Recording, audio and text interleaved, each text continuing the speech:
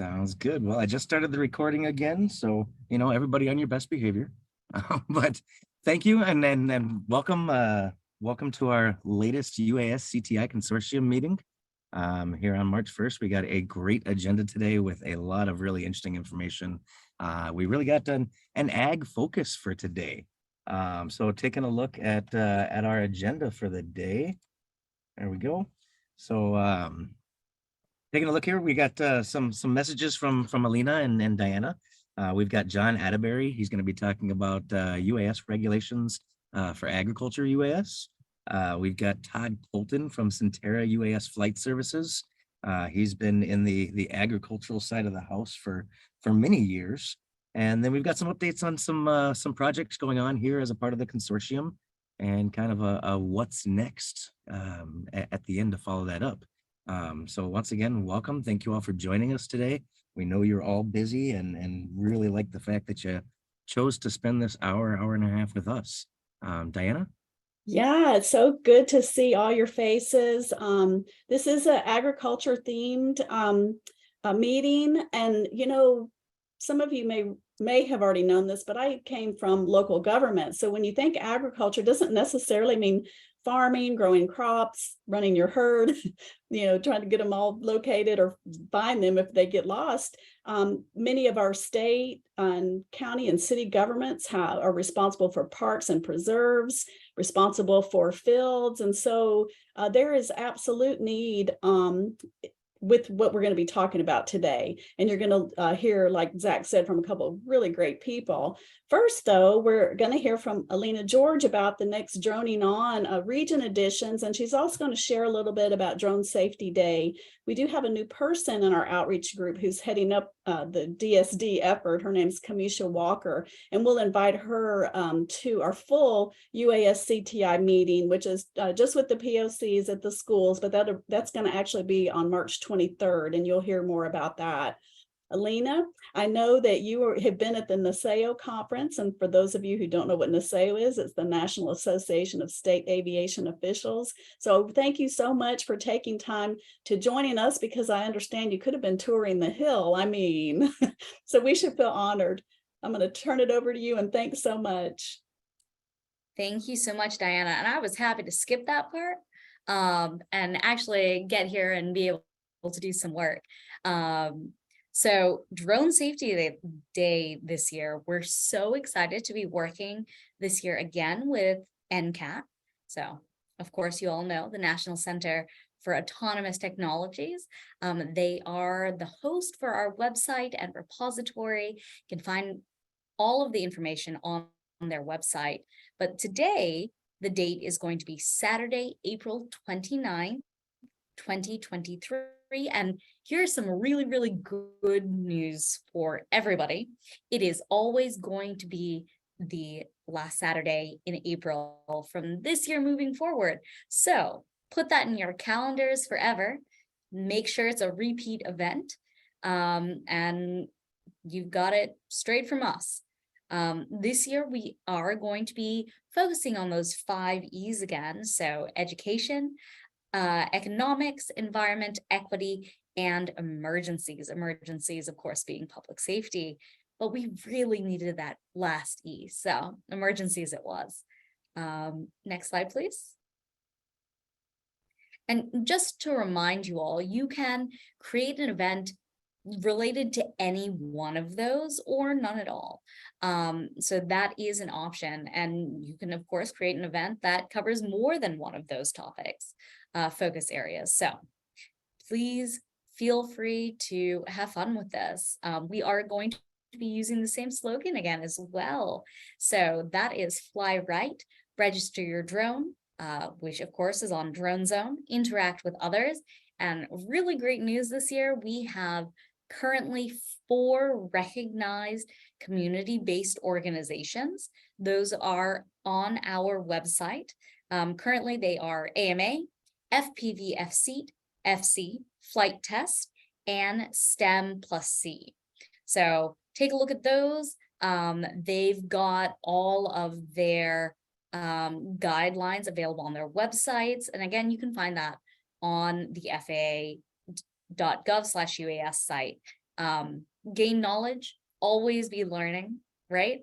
We're all lifelong students, so always be learning. Have a safety plan. Make sure that you know what to do if something happens with your batteries or props fail, etc., and so forth. And of course, trust and train. Make sure that if you are flying recreationally, or anybody you know is flying recreationally, that they take the trust. Next slide, please.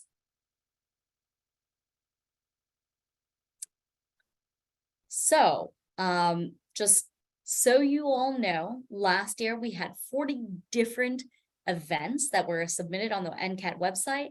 And those events were across 13 different states, 2 US territories, and 3 different countries. So that was a great goal for last year. Let's see if we can exceed all of those this year. Very excited to see what you all will come up with. Next slide, please.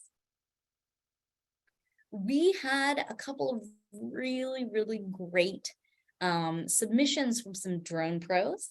These are just 2 examples. Perla Cordero in Guam, she's one of our drone pros there. She put together an incredible video with her team. And of course, Dave Krause from Influential Drones over in Philadelphia put together a really excellent video that spanned a whole lot of drone pros, actually. And you got to watch the video to find out who else is in there. Some, Easter eggs from the FAA are in there too. Next slide, please. All right, just to recap your important information here, Drone Safety Day this year is going to be Saturday, April 29th, 2023. Go to the NCAT website to register your event or find other events that are local to you. If you've got any questions about the website, NCAT's information is there. And if you have any questions about the event itself, you can email us at dronesafetyday@faa.gov. I believe I've got one more slide. I do. All right, pull out your phones, go ahead and take an image of that QR code, because that is how you can register for Droning On Eastern Edition. And I'm very excited to say that Eastern Edition is going to be at Warren County Community College in Washington, New Jersey. Dr. Will Austin is in the audience here, and he has been an incredible champion for this and for us. And for drone safety in general. So we are so excited to be working with him in the school to bring this to you. And you may be looking at these dates and, oh, hang on, that's April 29th. Isn't that the same day as Drone Safety Day? And you would be correct. We are in fact doing a big event that day as part of Droning On and Drone Safety Day with Warren County Community College. It's going to be huge. We're going to have plenty of things for people to do, to see, to play with, to really get into drones there. So if you're in the area, stop by. We would love to see you. And if you've got any questions, again, please go ahead and email us at dronesafetyday@faa.gov. And your questions can be anything about Drone Safety Day to Droning On. We would be happy to help you and answer anything that you've got. All right, I think that's it for me. Venus actually answered a question in the chat, but the other question, and that was about would we have the recurring date, which is going to be the last Saturday in April every year from here on. But the other question was, is Drone Safety Day at a physical location or online? So I thought you'd like to address that. Of course, that is an excellent question. So Drone Safety Day can be both. It can be an in-person event if you want it to. It can be a virtual event if that's what you prefer, or a hybrid event. So let me be clear here that Drone Safety Day is a crowdsourced safety campaign. So while we at the FAA are setting up, we've got the messaging and all of that, really what we want this to be is the drone community taking ownership of drone safety, and really, getting out there and talking about this incredible tool. and all of the amazing things that we know that you're doing with drones, and engaging your community. So you can create any kind of event you want, as long as it's safe and you have the appropriate waivers and authorizations as necessary. But yeah, so those events can be in person, they can be virtual, they can be hybrid. Any other questions? Thank you so much, Alina. Great, great information. And I hope that everyone will participate. And of course, we'll have other droning on events. We're already talking to a few of the other regions, so we'll let you know as they get scheduled. So next, Zach, if you will advance to the next slide. And I believe John's actually going to run his slides. But I wanted to introduce John Atterbury.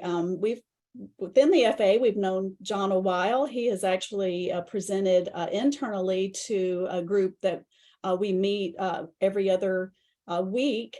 But he is the Part 137 unmanned aircraft focal point for the FAA's General Aviation and Commercial Division. This I knew about him. I also knew that he is FAA Aviation Safety Inspector, and he is the SME for Parts 91, 91K, 125, and 137. But what I didn't know, and this is always the fun part of when we introduce people, is learning a little bit about him, is that he was 27 years. He's retired from the Air Force. He's a pilot, cargo, medevac, and reconnaissance. He holds degrees from the University of Texas at San Antonio, and then he has his master's in systems management from the University of Southern California. So John, we're just delighted to have you here today, and I'll let you take it away. Thank you. Good afternoon, everyone. Let me get my slides up. Share screen. I'll be just watching yourselves right now. Do you see my presentation or do you see yourselves? We see it, sir. Okay, great, because I don't have that same privilege. Well, again, good afternoon. John Atterbury. I'm, as Diana said, in the General Aviation and Commercial Division, and I have the pleasure and privilege of being the focal point for unmanned aircraft systems that are used for agriculture. And we're going to talk about which regulations apply, which FAA regulations apply to agricultural UAS. And I'll use the term Part 137 as a short for agricultural aircraft operations. But when I say Part 137, that's what I mean, is agricultural flying. Let me see. There it is. Okay, quick overview. I'm going to look at the applicable regulations and then how to get approval to operate an unmanned aircraft under Part 137. First, everyone, a civil operator anyway, needs exemption. Public operator, there's a different set of rules. And then everyone operating aircraft for agriculture, manned or unmanned, needs a Part 137 certificate. We'll talk a little bit about the future and then have time for questions, and I'll defer to Diana if we'll do the questions immediately after my briefing or at the end.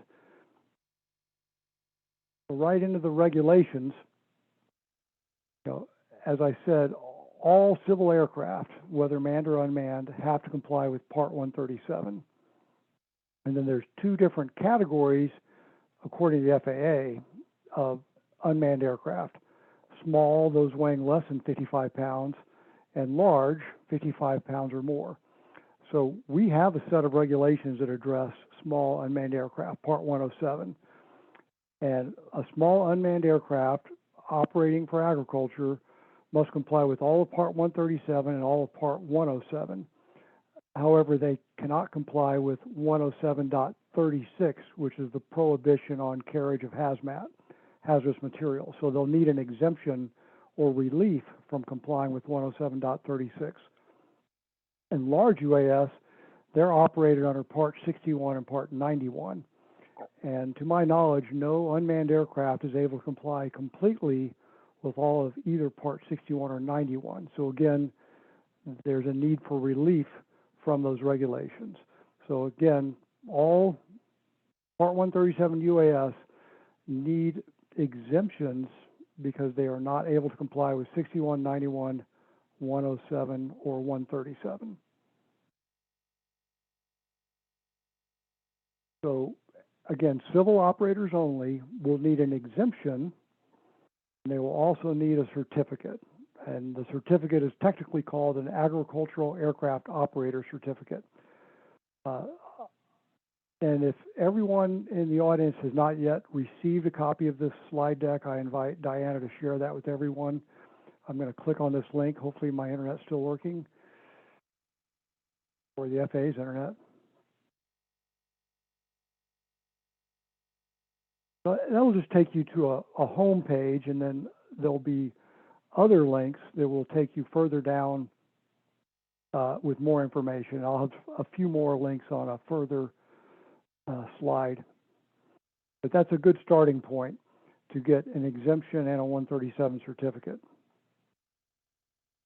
Now, an exemption, I didn't realize this, the FAA has regulations, and there's different ways to get around those regulations, if you will. I don't mean like an end run around them, but a way to legally not comply with them. And so there's waivers, and there's authorizations, there's deviations, and then there's exemptions. And an exemption basically says you don't have to comply with the regulation. And usually we only grant that because an operator is unable to comply. There are circumstances that would prevent them from complying. And so under Part 11, they would submit a petition for an exemption, and then after we evaluate their petition, we would grant an exemption from that regulation. And it is equivalent to a regulation. So an exemption is a regulation. It's just for a particular individual. Again, an alternative means of compliance that provides an equivalent level of safety. Just here's a list of 5 different websites that will help everyone get an exemption and understand the process for obtaining a Part 137 operator certificate. Again, I know you can't write all these down, but Diana, if you just send this slide deck out to everyone, that'd be great. Additionally, for large UAS, not small UAS, but large, they do not, I think there's 2, so I don't want to say all or none. I believe there's only 2 unmanned aircraft that currently have what's called an airworthiness certificate. And so there are experimental category airworthiness certificates.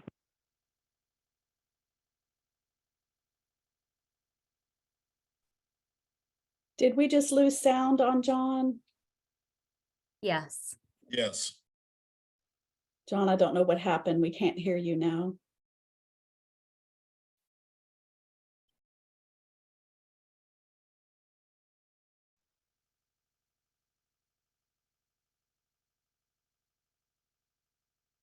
Gotta love technology.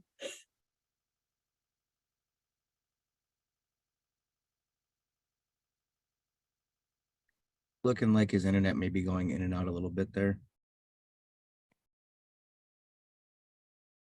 He mentioned there were troubles with it.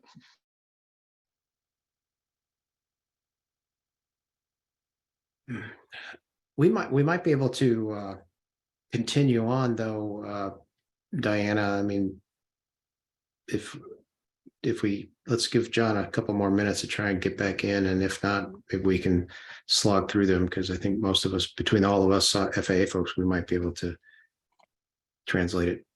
Do you have that deck up, Zach? I do. Let me just swap over to it right now. Yeah. And thank you, John Meehan.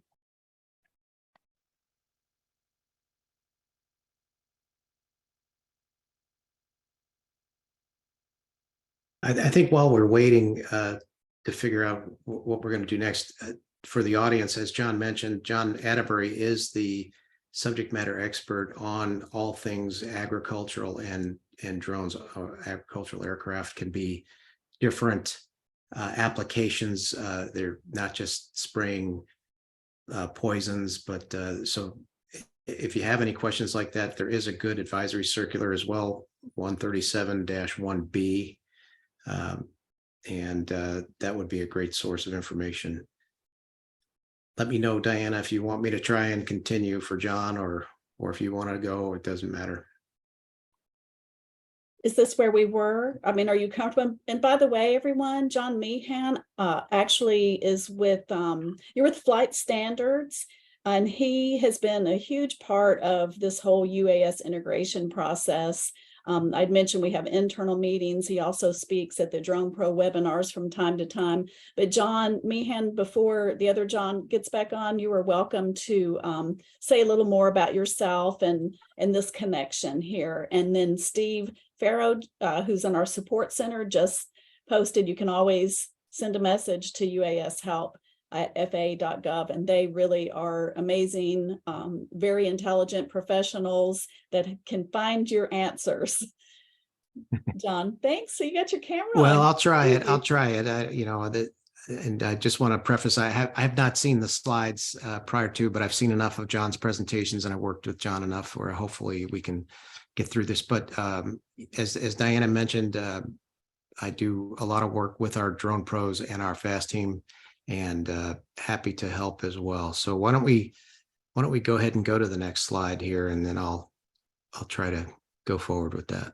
I believe this was the next slide that you just started talking about. Okay, so as John mentioned, you know, in the FAA we have small UAS, which is up to 55 pounds, and then we have other, and some people call them large. And Yeah. hopefully that's John coming back in. Is that Yes, you, John? I'm back Wonderful. with you. I apologize. Again, I lost my internet connection. Can everyone hear me? Yes. Sure. And John, since you're just on the Okay. phone there, how about I've got the slide deck I'm sharing here. We're on slide 7 is Okay. where I believe we left off, and you just tell me next. Okay. I'll move along with you. Perfect. Okay, so slide 7. Again, I apologize. Technology works until you really need it. So for large UAS, in order to operate without an airworthiness certificate, there is a statute. It was part of the 2018 FAA Reauthorization Act. It's referred to as Section 44807, and allows the Secretary of Transportation to determine if an unmanned aircraft may operate safely in the national airspace system. And because most UAS do not have an airworthiness certificate, we convey that authorization through the exemption. So there's two different flavors, if you will, of agricultural aircraft exemptions for unmanned. The small, which does not have the 44807 portion, and the large unmanned aircraft exemption, which conveys that 44807 authorization. Slide 8, please.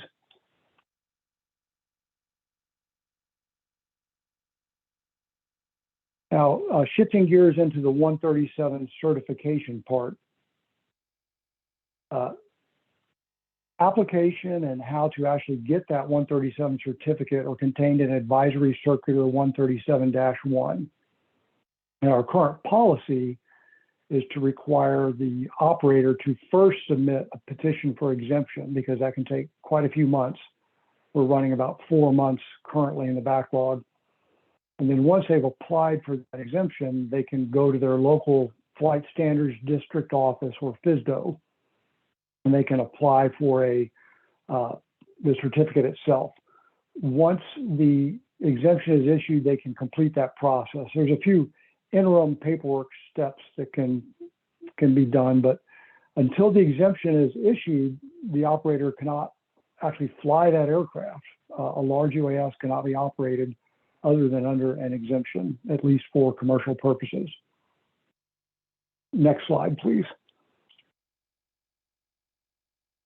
Now, pro tip is looking at the FAA's internal guidance. So advisory circulars is guidance that the FAA publishes for the public to view. We have internal guidance for our inspectors and employees, FAA personnel, and the inspector guidance is known as FAA Order 8900.1. And there's various sections. There's 4 sections I've listed there. And those can be found in the dynamic regulatory system. And there's a link, it's very simple, drs.faa.gov. But it's not required, but kind of a pro tip if you're going through this process to look behind the curtain, if you will, and see what the FAA will require of you, and basically learn the answers to the test before you take the test. As far as future of unmanned aircraft for agriculture, we, the FAA, do not like being in the exemption business. We are processing hundreds and hundreds of exemptions for agricultural UAS. We want to get out of that business, and it's just a temporary fix. Our ultimate goal is to publish regulations, but rulemaking is a very difficult process. It's currently underway, and I could not even guess at a timeline. I think it would be quite a few years out, but you never know. They're still working. They've been working. But until then, we're still going to be using exemptions. A little wrinkle to the process is that the 44807, which permits large unmanned aircraft to operate, that expires, that authorization expires September 30th, just 7 months away. I believe Congress will act, but that is Congress's authority. It is not our authority. And I know there's discussions underway. I'm confident that something will happen before September, but no guarantees. And the reason I'm confident is because if it's not extended, I think everything will come to a halt. And I think everyone understands it's important to extend that authorization. And did I jump ahead of you there? Was that slide 10 and 11? That was 11, yes. Okay. And then the last one is just questions, and we can, have a little Q&A session now or at the end. It's up to Diana, I suppose. I mean, I think even with the delay, we're good. Do any of you have questions? You're welcome to turn off your microphone. It always probably helps a little to raise your hand, but you're welcome to jump in if you have questions or post them in the chat. Well, I got a question while we're waiting on folks to post theirs. So you said that the 44807, it expires here in September 30th. So any exemptions that you're giving right now, is that their expiration date, or are they for a set period and you will keep approving until that date? No, they will continue. If we issue an exemption on September 30th, it would be good for 2 years. And that's not in regulation, that's just our policy that each exemption lasts for 2 years. So the FAA has determined that we're just going to continue with that 2-year expiration date for now. So really the last one would expire 2025. However, I'm confident, never say never, but I'm confident that something will happen, because it's not just agricultural operations, it's all unmanned aircraft over 55 pounds.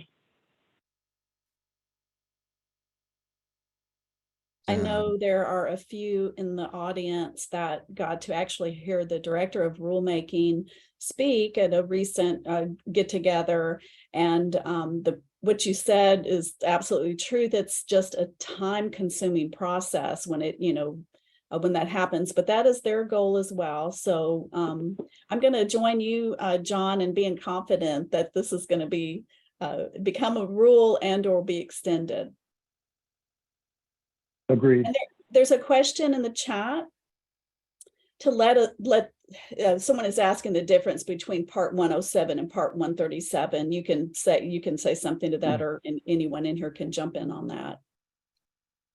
Certainly. So Part 107 is for small unmanned aircraft. And so that's all small unmanned aircraft. There's some limitations on speed and altitude, whereas Part 137 is for agricultural operations. And Part 137 is for both manned aircraft, your typical crop duster, and unmanned aircraft. Is that satisfactory? Sounds good to me. All right, any other questions? And if not, we'll move ahead.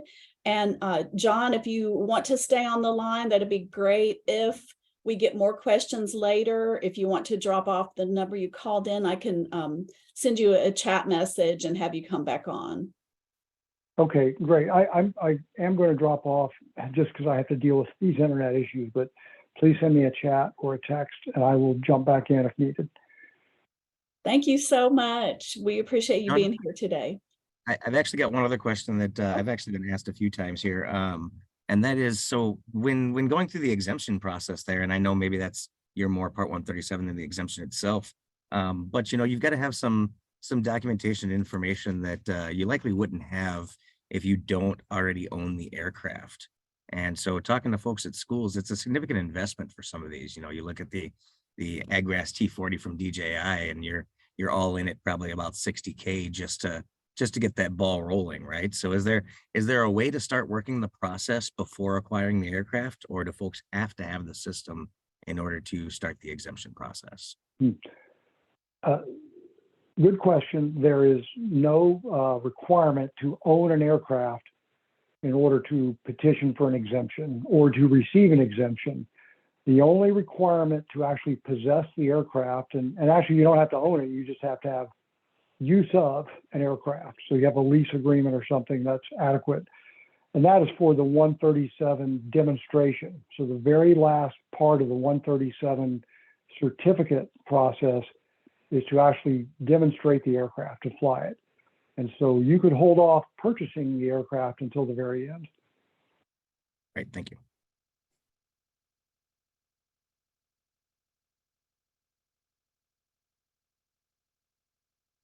Any others? I think we're good. And I'm going to drop Yeah. your email in the chat for everybody. Diana, I'm just gonna pop in real quick here. There is one other question in the chat from Julie. I Oh. missed it. Sorry. I know we need to, is he still, are you still on, John? Okay, you go ahead, Yes. Aline. Would you recommend a drone pilot using UAS for ag ops, get both a 107 and a 137, or can you just get a 137? Good question. And I think everyone needs to see that those are two different regulations. So 107 is just to operate a small unmanned aircraft. And that is for any purpose, for recreation, well, any commercial purpose, I should say. And so it could be aerial photography or survey, science experiments, all kinds of reasons you could operate a small unmanned aircraft for commercial purposes. Part 137 is strictly for agricultural operations. So they're different, but if you're operating a small unmanned aircraft for agricultural purposes, you need both a 107 pilot certificate and a 137 operating certificate. Does that answer the question? I believe so. Julie, did you want to pop in? Does that answer it for you? No, that answers it great. Thank you. Perfect. And if you don't mind, I'll jump in. I know I'm about to present my topic and just want to maybe avoid any awkward questions. There is a definition of what an agricultural aircraft is with regards to Part 137 or agricultural operations. And it has a lot to do with dispensing of agricultural products. John, would you be able to provide a clarification there versus, let's say, agricultural imaging or mapping of farm fields, which is what I'm about to present on in a few minutes? Yes, excellent point. So it is strictly dispensing what is called an economic poison or a pesticide. In plain language, it's a pesticide.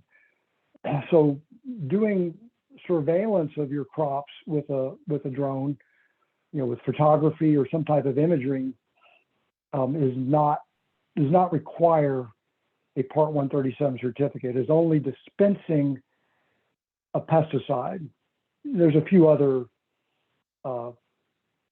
variations of that, and some interesting applications do not require a 137 certificate. For example, live insects. So there's certain agricultural operations that dispense live insects to, say, fight other insects. But that definition is found in Part 137, and it's actually Section 137.3.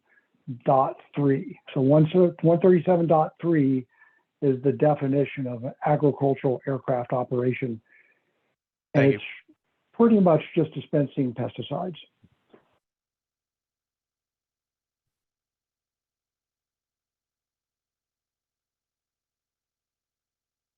All Any right. others? No, I think that's it. We don't have any others in the chat. I think that's Joni or Johnny, not sure which. Sorry if I butchered it. But yes, we will get a copy of the slides out there once we're done.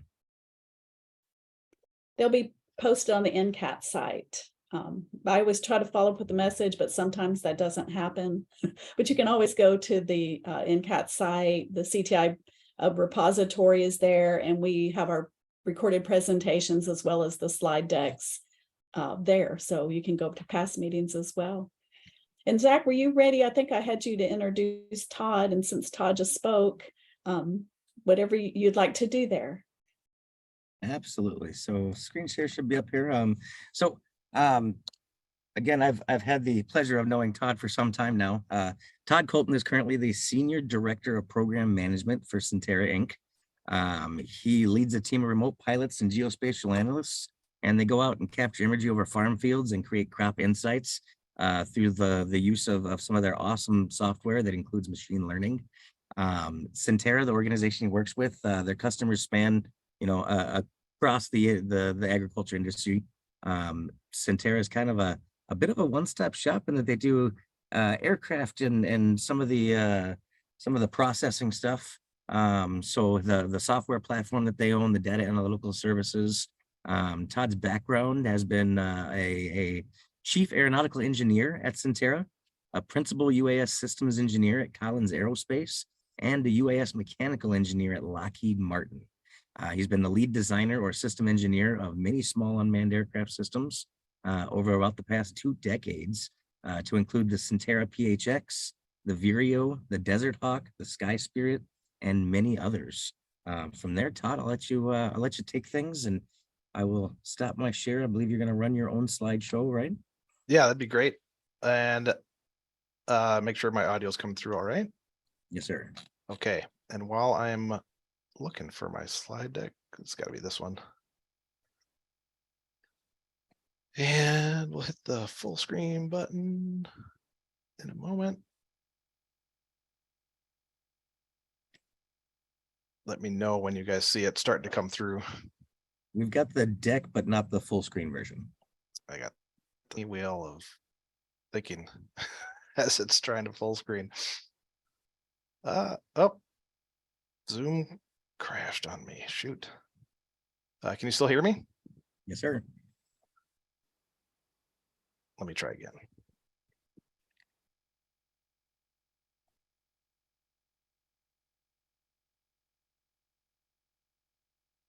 And you guys are seeing just PowerPoint, right? Yes. We may want to cut off our videos. I had the same thing happen. Todd, did you have a crash and come right back, or it was Yep. trying to crash? Yeah, Yep. I'll turn mine off. Okay, we'll try it again. Should stop share, and then we're going to try doing it again.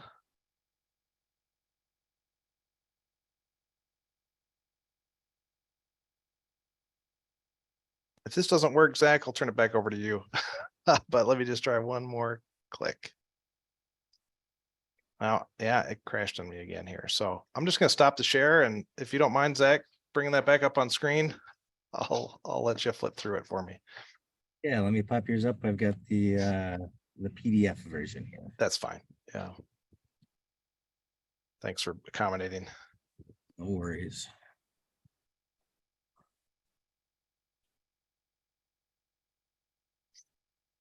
All right. Well, okay. Thanks for the opportunity to everybody. Thanks for inviting me here to speak. And thanks for that introduction, Zach. Again, my name is Todd Colton. I work at Centera.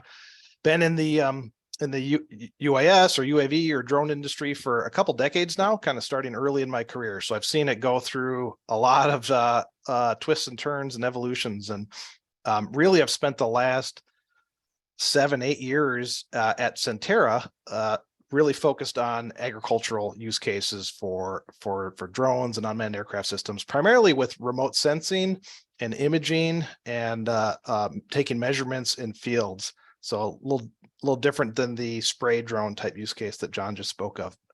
So we'll kind of run through this, but you can advance a couple slides there.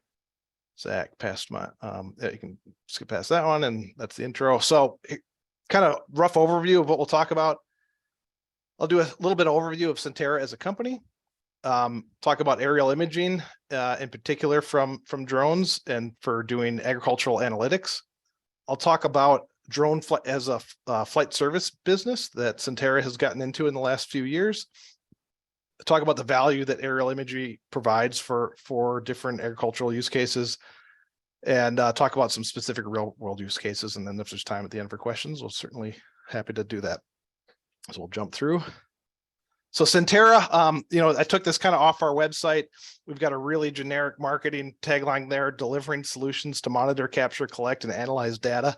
That's about as generic as you could make it. But really what that means for Centera is that we use what we call ag drones and specialized sensors that we design and manufacture, or that we use commercial off-the-shelf cameras, and we capture high-resolution aerial imagery over farm fields or research trials, and we provide detailed analysis, visualization, and really insights into what's happening in certain farm fields or what's happening in certain agricultural research trials.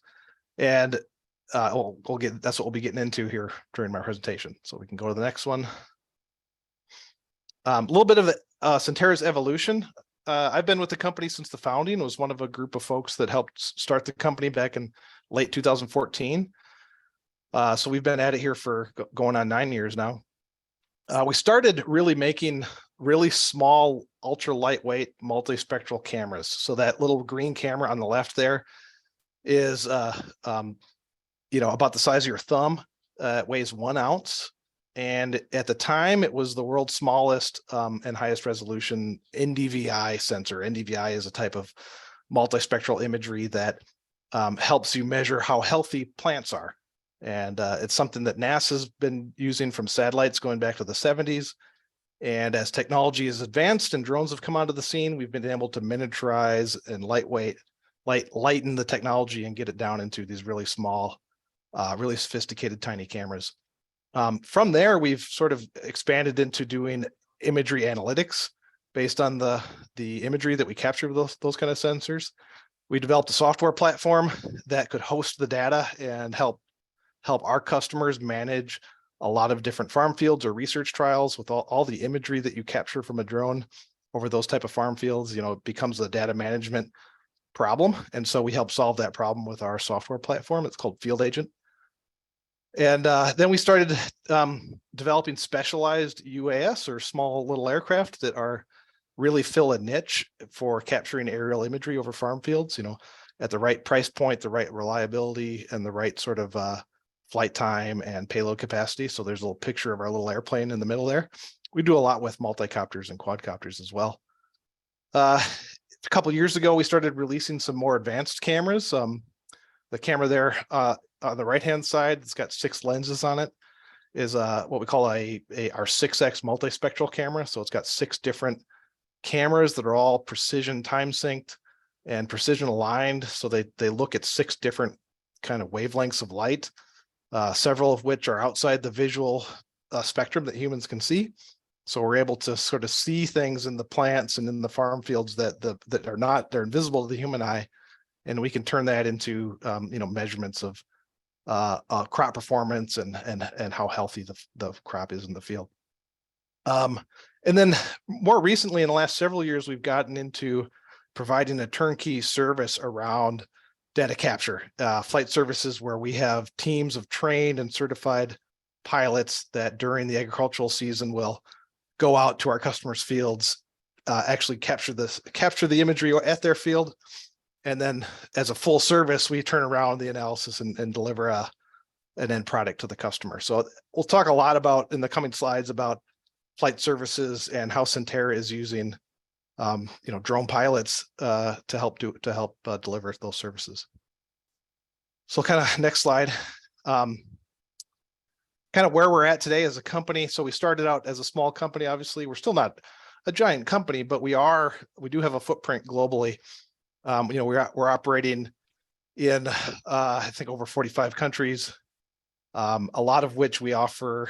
Not only are we selling our products, but we're also offering services either through our own employees or through service provider partners that we work with that go out to farm fields, fly over them, capture imagery, and then through our analytics and machine learning, computer vision type platform, we deliver all sorts of different results to those end customers. And I'll talk about some use cases about for those in a moment.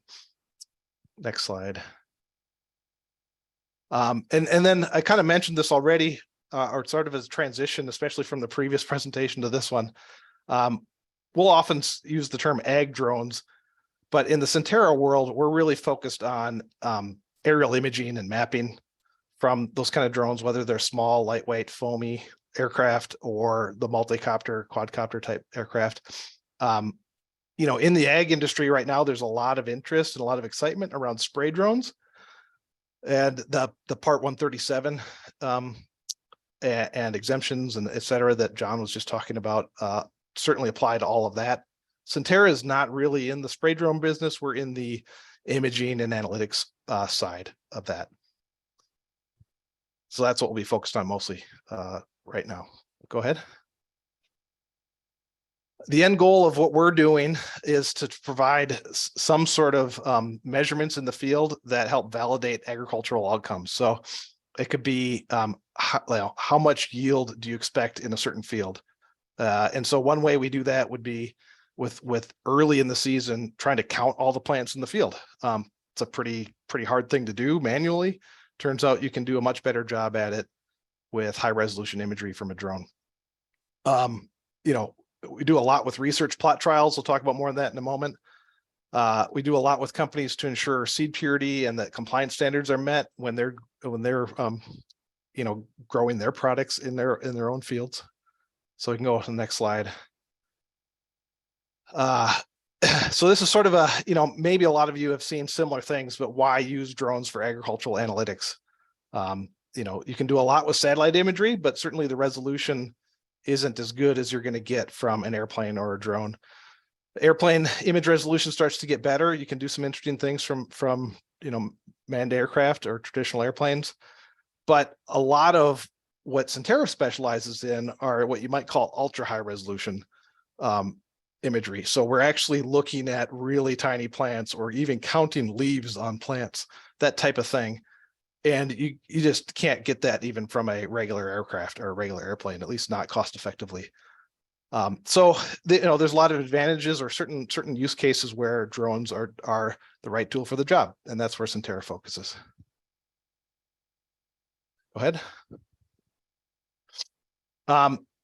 Some kind of key use cases of where we've, at least the Centera as a company, and I'd say broadly, UAVs in agriculture have had some good traction, and it's with these type of use cases. So we think of plant breeding, plant phenotyping. So really research and development of different crops, crop protection, which is what you might think of in terms of pesticides, herbicides, that type of thing.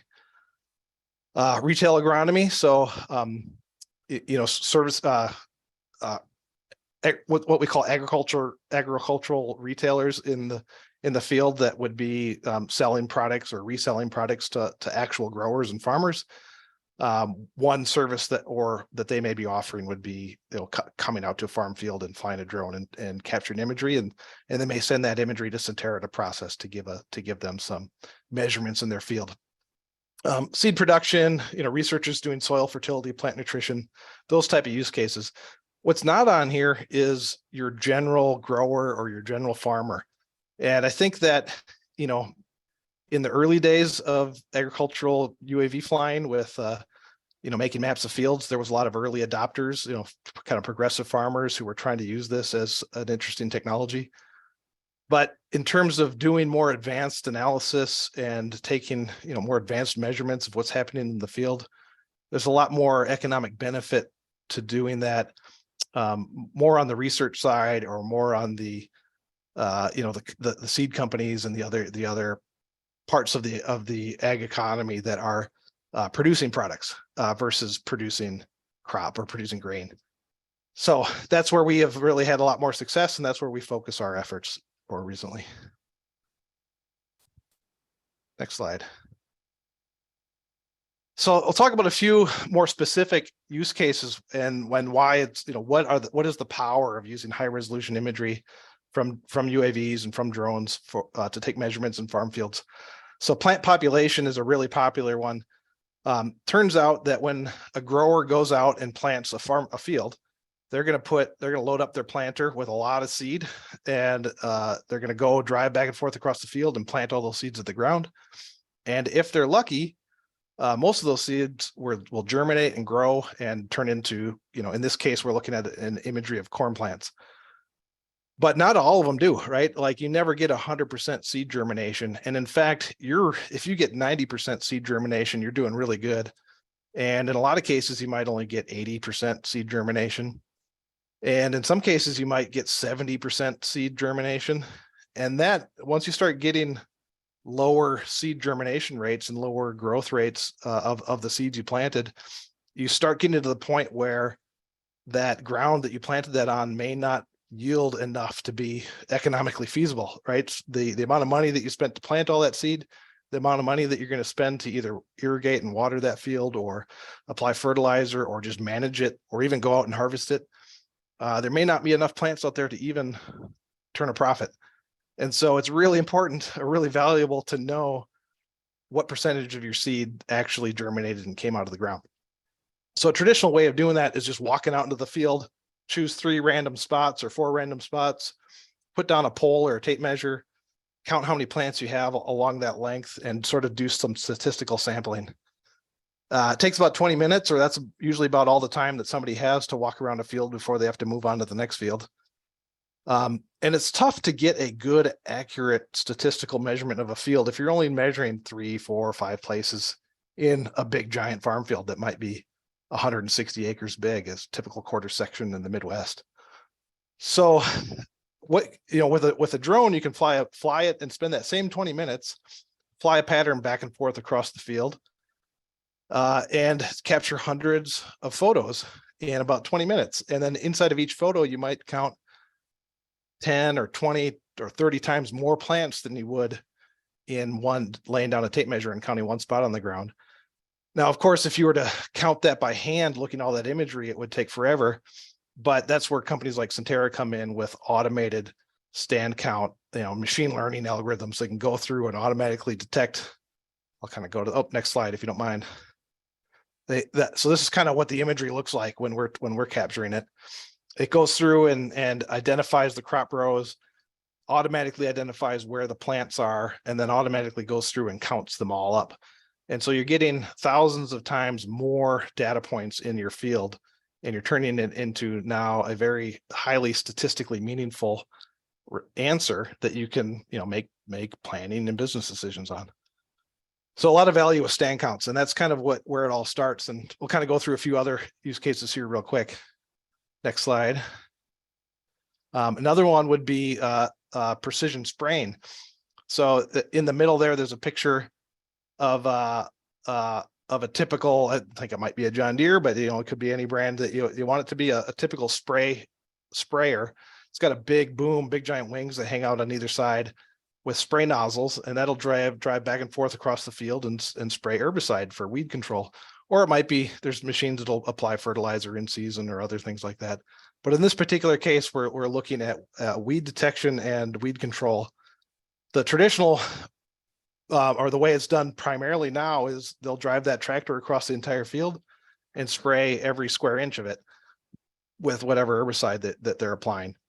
But from a drone, if we're able to take high resolution imagery, look between those crop rows, find any weeds that are sitting on the ground in there, and then create a precision prescription, they call it, a precision map that shows where you should turn the nozzles on to spray and where you should turn them off. So that's what we have on the right-hand side. And it ends up in this particular use case, which was a real farm field that we did a couple of years ago. It was 50% chemical savings. So that's a 50% savings to the pocketbook for the farmer. It's also, 50% less chemical going down on the ground. And so that's a benefit to the environment as well. We'll go to the next slide. And then another thing we do is not so much on large fields and a big scale, but really at the small scale where you've got plot trials and agricultural research. So think of university researchers or companies doing plant breeding or plant phenotyping. There's a lot of value here. And, here you've got these little micro plots, they call them, or small plots, or maybe it's strip trials. Each one of the little, on the right-hand side, each one of those little rectangles might be a 10-foot by 20-foot rectangle, something in that ballpark. And they might plant different seeds or different genetic strains, or maybe apply different chemicals or different fertilizers to those in a pseudo-random pattern. And they might repeat it multiple times to kind of get good statistical measurements on how they're doing it. But each one of those is trying to represent a certain experiment that they might simulate a real world or a real field environment. And they'll do this at scale where they'll plant thousands of these little plots in a grid and try to run experiments on them. And the traditional method is to walk around, hire some summer help, walk up and down these rows with a notebook and make notes or take measurements on the thousands of little plots that are there, and then compile all that in a big giant database and try to spend all winter running statistical analysis on it. Turns out that you can do a lot of this a lot faster with a lot higher, lot more measurements from using high resolution aerial imagery and running it through computer vision machine learning algorithms. So that's a lot of what Centera does. And for these particular customers, this is really highly valuable work, and because the measurements they're trying to get and the decisions they're trying to make running these experiments can have large economic impact when it comes to selling their products on the market. The next slide. And of course, this is all really cool technology, and we think at Centera that it has a lot of economic benefit and is really valuable, but it all has to start with actually collecting the data in the field. And the way that we do that is largely with high resolution aerial imagery captured from drones. So we'll kind of talk about that here for the next few minutes. Next slide, and go again. So it's just kind of a snapshot of what a typical workflow summary looks like for an agricultural drone pilot or somebody who's going to be doing this to capture imagery anyway. So on the left-hand side, they're going to start with planning out their operation, right? And that might be planning out the next day, or it might be planning out a series of data collections that might be a couple weeks out. But they've got to first confirm the field location. They have to go fly at the correct plant size. So there's certain very key timings after you plant a farm field that you might need to go inspect it or take imagery of it. And sometimes you need to hit it within a 2-day window to see exactly the trait or the thing you're trying to capture in the field. Obviously, you're checking wind and weather, you're checking your equipment, you're charging up your batteries, that might be the day before. When you actually go out to the field to fly, you're checking your wind and weather again, you're checking your equipment again. At this stage, it's what you might think of as more of a pre-flight checklist, right before you're flying. You're going to set the flight parameters for the flight. It might be different altitudes. Sometimes you're flying higher, and sometimes you're flying real low to the crop to get really zoomed in close-up imagery. Step 4 there in bold is fly the mission. You'll notice that the actual flying part is really only one small piece of the whole workflow or the whole operation. After you fly and capture your data and do everything safely there, you will land and take the SD card or the memory device out of the camera and transfer that to the laptop. Or maybe your iPad or whatever it is you're using. Now you've got all that data, all that imagery on your computer. What do you do with it? This is where in the early days of agricultural mapping from drones, it kind of stopped. They're like, oh, we got all this imagery of the field. Isn't that neat? Let's go look at all these images. There might be 1,000 images that you've captured over that farm field just in a 20-minute flight. So, you know, a lot of data died on the SD card is what we used to say. So it's important to actually start using software and technology to do something useful with all that information. So you upload that to a tool like what Centera has, our field agent software platform. And then, you go through a whole workflow to analyze and do things. So we can move on to the next one. Centera, we do a lot with our customers where sometimes they fly the drone themselves. They already own all the equipment. They already know what they're doing, and they're just coming to us for like an analytic service. In the middle, sometimes a customer wants to fly their own drones, but they need to get trained on how to do it. It's one thing to get your Part 107 and to even know how to fly a drone, but it's another thing to know how to fly a drone specifically for aerial imagery and remote sensing use cases. So Centera will help work with our customers to turn them into experts on that, as well as us. And of course, we offer our own turnkey flight services where we have a team of pilots around the country and really around the world that can provide an entire service for the customer. We'll manage the schedule, we'll capture the data, we'll process the data, and just give them a result at the end. Kind of move on to the next one. So just kind of a slide about training, things we do in the field. I don't think I'll spend too much time on this, but we can kind of keep moving for sake of time. And the next one there. I do want to talk a little bit about our flight services team and why you would go with a flight services company versus trying to operate on your own or fly a drone yourself. And this is just some statistics about the Centera flight services team. So, obviously everybody we have on our team are trained and certified remote pilots.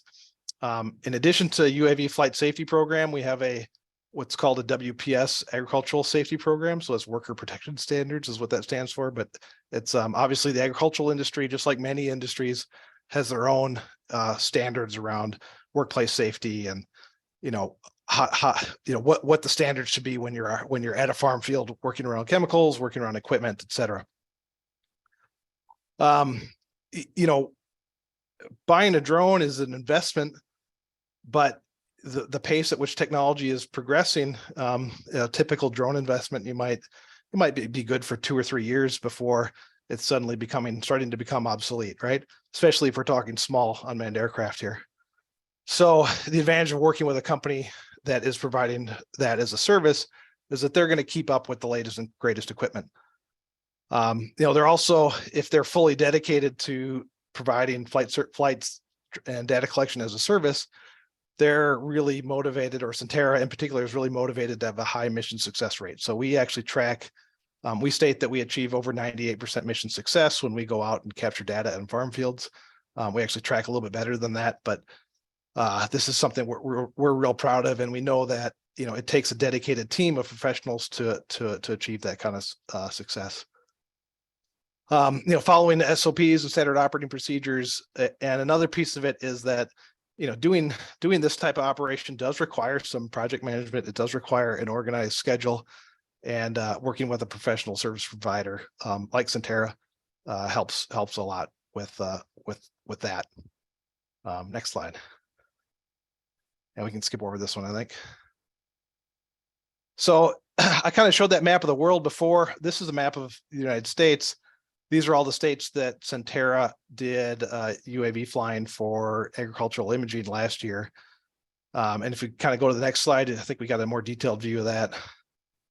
You can see kind of how do we manage that, right? A lot of our customers were not based in big cities. They're based out in farm country.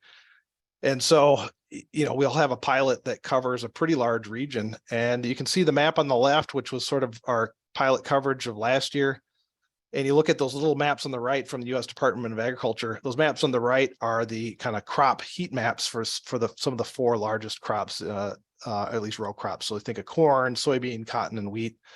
You look at our coverage map on the left, it matches really closely with the various crop coverage maps on the right. And there's a reason for that, is that we want to be sure that we're covering all the regions that our customers are operating in. So go ahead, next slide. This is kind of more of the same, but just a little advertisement for Centera and how we cover things. But I'll go to the next one here for sake of time. I kind of talked a bit about, professional service providers in particularly for agricultural mapping. I mean, this applies really to any type of industry that's using drones for mapping and inspection. But I think it's important to remind us all that the commercial UAS industry is still less than a decade old. And it's really, I think, just recently starting to get to a stage where we might call it mature, or at least certain parts of it are beginning to mature. And drones are, I like to say drones are just a tool. I've been working with drones and UAVs for 2 decades, and it's it's what I know and love. But at the end of the day, they're especially small UAVs, they're just a tool like any other tool. And it takes expertise and skill and knowledge to use effectively. I'm big into DIY at home, and I'll do a project to fix up my house. I'm not going to do it as good as hiring a professional though, so, if I want it done right, if I want it done effectively and efficiently and value, I'm going to hire a professional. And it's been interesting watching a lot of schools and colleges, and I know that that's really the audience here on this call, have really kind of taken up the challenge for training the workforce for this new industry. And schools like Northland and NCTC, who's helping to host this event, and other schools that I know we've worked with for many years, like Sinclair Community College in Dayton, Ohio. There's been universities like Kansas State that have been looking at this agricultural imaging and UAVs for many years, going back a decade or more, and they've built up programs to train students. It's just been really cool to watch that evolve, and to the point now where we're hiring pilots and remote aircraft operators. Years ago, we would have to, it was hard to find, right? And now all of a sudden we have lots of ability to go to different schools and colleges and recruit summer students or recruit full-time professionals after they're graduating, which is really cool and really exciting to see. And it's really a sign of the industry starting to mature. And next slide. Yeah, there we go. And I do want to kind of call out Paul. Paul's one of our lead pilots on our team, and he's a perfect example of this. So Paul was, kind of got into his early 30s and said, "Hey, it's time for a career change." And he looked around, and at his local school, it was Parkland Community College in Champaign, Illinois, Central Illinois area. They were starting up a UAS program there. He signed up and took some classes. Turns out they do a lot of other precision agriculture classes at that school as well. So he got a lot of exposure to that kind of side of the fence. And here we are, Centera, a small company 3 years ago, looking to hire some pilots in Illinois. And we ran into Paul and hired him. And he's now kind of grown with the company and is he's our lead trainer, and helps lead a crew of pilots of summer pilots that we have during the summer. Just a great example of kind of a new industry and new professionals kind of coming out of the educational systems that are standing up and helping to drive this forward. And we might have 1 or 2 more slides. Let's see here. Oh, that is the last one. So appreciate the time today. I realize we kind of went a little bit long with how things are going, but if there are any questions or if there's time, I'm certainly happy to answer them. Otherwise, we can move on to the next thing. Yeah, Todd, I saw there was one in the chat a little while up there. Your software field agent, do you allow whitelisting? That's a great question. And I know that we have in the past. And do you mean like white labeling, where other companies will put their logo in it? I think that may still be a capability. I'd have to check. So whoever's interested in that, certainly contact me directly afterwards. This is Jim Michael with the Drone Corps, the U.S. Department of Labor program we're working on, and I'm the one that takes to do that. And I also submit my personal information. Sure. The reason why I'm asking is there's a company similar to what you're doing in Germany. I can't think of the name of it for the life of me, but they have that software program that they white label. And I'm just wondering if we work together, maybe we can figure out a way to white label it for the U.S. Department of Labor program. Oh, yeah, super interesting. Yeah, feel free to contact me directly. My email should be in the invite for the meeting, and I'll post it in the channel here when we get to a minute. Okay, I appreciate it, man. I love the overview. Great stuff you're doing. It's great. It's wonderful, man. Thank you. Thanks. Awesome. Was there anything else? Yep, we got Adam Kyle asks, does your weed identification utilize machine learning, computer vision, or is it utilizing a vegetative index? It is a little of all three, although I'll say it's heavier on the machine learning computer vision side of things, although there's some let's say indices that kind of help drive some of that behind the scenes. And to follow up for that, do you have much experience using the vegetative indices to prescribe fertilizer or pesticide? Yeah, so vegetative indices, for anybody that isn't aware, is a it's kind of a fancy way of saying, if can we use different wavelengths of light or different colors of light to see like how healthy plants are. And you might look at like a plant and say, hey, how green is it? Does it look green and healthy? Well, that's one way to tell. Or is it kind of getting yellow and dried and brown? Well, it's got a pretty serious problem if it's starting to turn colors. But it turns out that if you look in other wavelengths of light, infrared, for example, or near infrared, or other wavelengths that the human eye can't see, you can get a different view of what's going on with that plant and how healthy it is. And so there's fancy ways of combining the different wavelengths of light into what they call an index or a multispectral index. And so we use that quite a bit for, let's say, variable rate fertilizer application, or in the world of plot research, where you're trying to compare different treatments side by side. We use that heavily in modeling and measuring the effectiveness of those of different amounts of whatever product you're applying to the crop is in a side by side or plot trial comparison. Thanks, Todd. Got the last one that I see so far is Mr. Laird. Have you encountered any pushback from surveying world about aerial mapping and mapping the farm fields? Well, I'd say that there's in terms of pushback, and if that's the right hopefully I'm answering this question the right way, but I don't think that we see a lot of pushback. I mean, one thing I used to say, a few years ago when drones were first coming onto the market, there was a lot of excitement / hysteria, depends how you look at it, around privacy issues and what's the drone doing and spying on me in the backyard and that kind of thing. Turns out that I like to say corn and soybeans don't have a lot of feelings. They don't mind if we take pictures of them. And when we're flying for a customer of ours, we, by definition are invited onto their land. We're there to perform a service. So we're flying over their land. They're not too upset about it. You do get the occasional neighbor that doesn't like the drone buzzing around if it gets too close to their property. They might come out and pay you a visit and ask you what you're doing. But other than that, I'd say not a lot of pushback. And in fact, I'd venture to say that there are very few farmers in America now that have not had a drone flying over their field at some point over the last few years. Giving them some sort of aerial imagery of what's happening in their field. Sure. And I think Don's question was more along the lines of with the surveying type societies. So, for instance, he brings up that there are several states that have enacted legislation that almost effectively bans aerial mapping. Because when we talk about mapping a farm field, there is a portion of the population that gets a little hot under the collar. Yeah. Survey. Yeah, I'd like to learn more about that. I haven't run into that myself. Okay, awesome. Let's see, another one.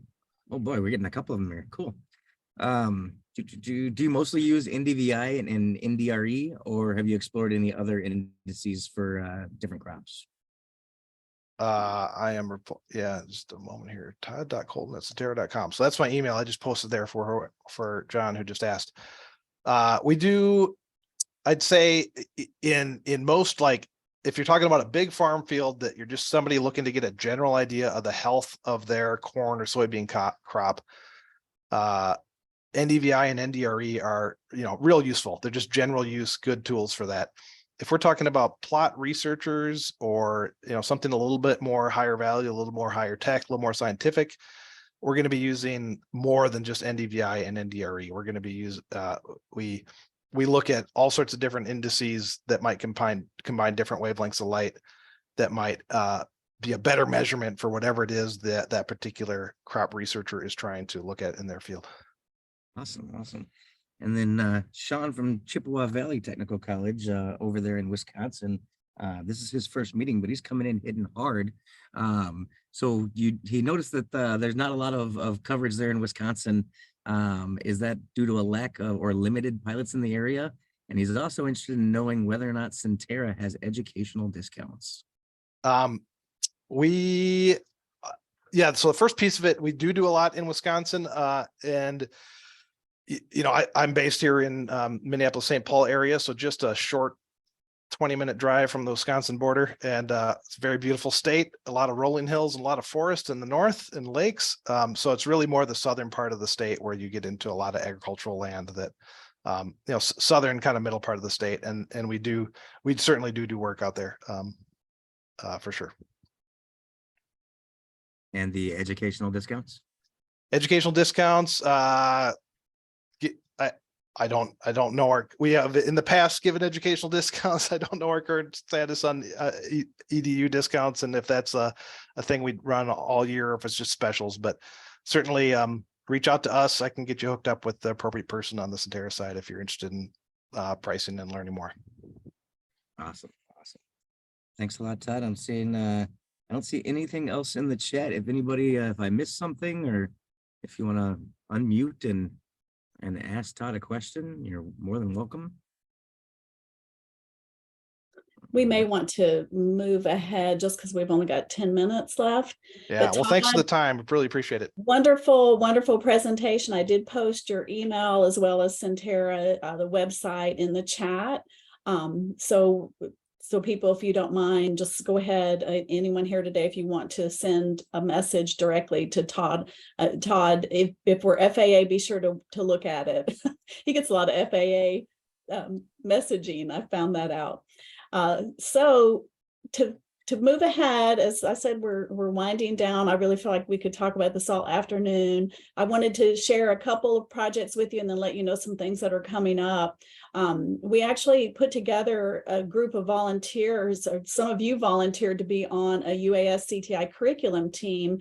And what that's about, there were like 8 training objectives and goals that was in the congressional language for creating this program. And so I'm going to let Zach, who's leading that team, tell you a little bit about it before he jumps in here. I will say that both of these groups, these projects, we just felt the excitement. We have great volunteers from CTI as well as others that are participating. And I'm sure that both Zach and then Wing Chung will follow about another project we're working on, and just tell you a couple minutes of what's happening in these beginning phases.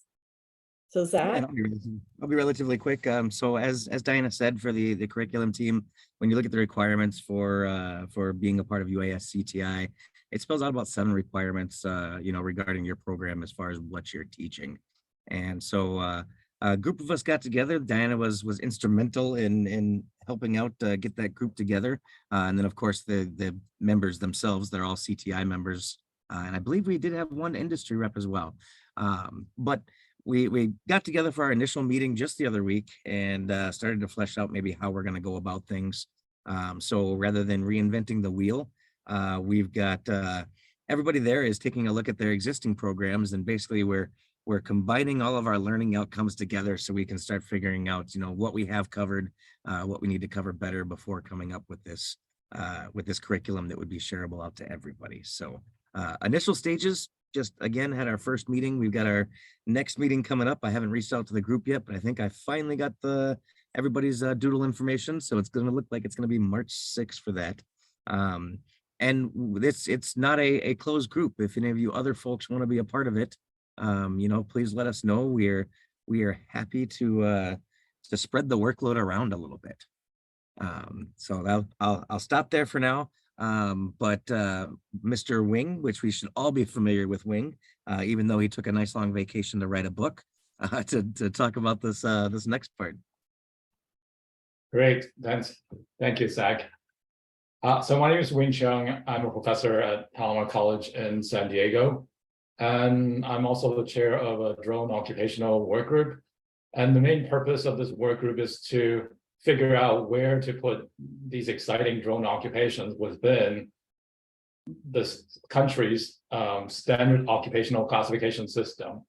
I'm going to put this in the chat, this link, so that way everyone can see what I'm talking about when we talk about this standard occupational classification system that the Department of Labor and Bureau of Labor Statistics maintain.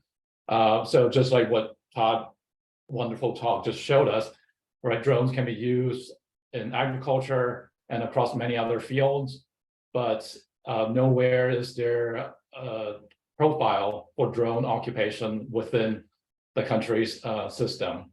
So this work group is trying to discuss how do we create a job title or occupational profile so that we can have it in this occupation system.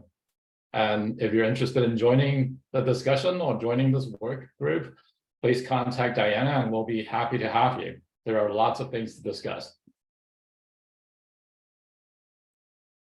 Thank you both. Really appreciate you leading those committees. Looks like we've got a couple that are going to join us, so that's awesome. We try not to take too much of your time. I know when we worked, when we modified those 5 job classifications, it was a little lengthy, and we expect that this next phase will also take a little bit of time, but we try to spread it out and not ask too much of you in the beginning anyway. So next slide, Zach, if you don't mind. All right, so we have Drone Safety Day. You heard about that. Get involved. Post your, be thinking about what you're going to do. A hybrid, it could be virtual, it could be in person. If you're in the Eastern region area, please come join us over at Washington, New Jersey at Warren Community College. 200 for 2023. That is a campaign that we have going on. We're trying to double our number. We're at like 107, 108, but we do have other MOUs as well as questionnaires out there. So I don't know that we'll reach 200, but I do think we're going to see quite a bit of growth within the CTI program. If you're not signed up for Exponential, it's going to be in Denver in early May. Like last year, I'll start reaching out and we'll try to pull together a dinner. Those of you that'll be there, let me know, and I'll try to find us a restaurant where we can meet up. We had a really great time last year at Exponential in Orlando. And then the UAS Symposium, which similar to Exponential, FAA along with AUVSI hosts this symposium. It's been virtual the last couple of years, but we are now going to be in Baltimore August 1st through the 3rd. Plans are to have a roundtable, maybe facilitated. I've talked to Elaine about that. She's a great facilitator to look ahead to, what's the next thing? We've got these 2 projects, but there's even more to do. Also, March 23rd, we're going to have a full UAS-CTI meeting, and you'll hear, those of you that are points of contact for the schools, you'll be receiving invitations for that meeting. And we're going to have a couple from our Advanced Air Mobility group here within the UAS Integration Office at the FAA who'll be presenting. We've also asked a UAS graduate from Embry-Riddle, who is quite successful with one of our up-and-coming drone companies, to share his success with us. So I'm not going to tell you anymore. You'll have to be there, those of you that are with the CTI schools. I see Alina came on. Alina, you have any final words? And same with you, Zach? No, thank you all so much for being here. I just wanted to say about Symposium, I've got lots of Post-it notes and poster board that we're going to be using. I am very excited to put you all to work. Yeah, so hopefully that will work out. We might even try to do a separate gathering, smaller roundtable at Exponential, but you'll hear more. I'll blast out messages as we get closer to time. Zach, final words? Just thank you all for spending the last hour and a half with us. I hope you got a lot of great information, and there was just a ton of good questions. We'll try and get this video and all the slides up on the website. Hopefully by the end of the day, we'll see how packed my IT guy is. But they should be up there really soon in either way. So again, thank you all very much for your time and attention.